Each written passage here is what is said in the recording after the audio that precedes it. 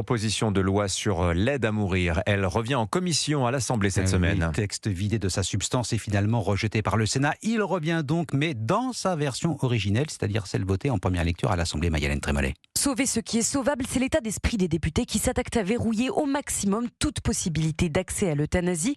Un geste létal qui ne sera jamais un soin, rappelle Philippe Juvin, député LR et médecin. Il alerte sur la méfiance à venir entre patients et personnel de santé. Il ne faut pas qu'il y ait de doute. Moi, ce que je demande au texte, c'est qu'ils mettent en place les conditions qui permettent aux gens d'être accompagnés à la fin de leur vie. En France, il y a une personne sur deux qui meurt en ayant besoin de soins palliatifs, qui n'a pas accès aux soins palliatifs. Donnons aux Français des soins palliatifs, puis après on verra. Le député réclame notamment l'instauration d'une clause de conscience pour les établissements et les pharmaciens.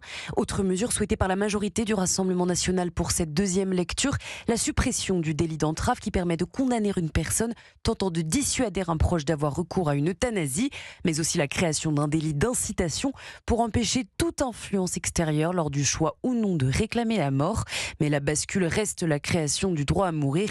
Une fois accepté, tous les verrous sauteront, soupire un député plus radical. Mayalène Trémollet du service politique de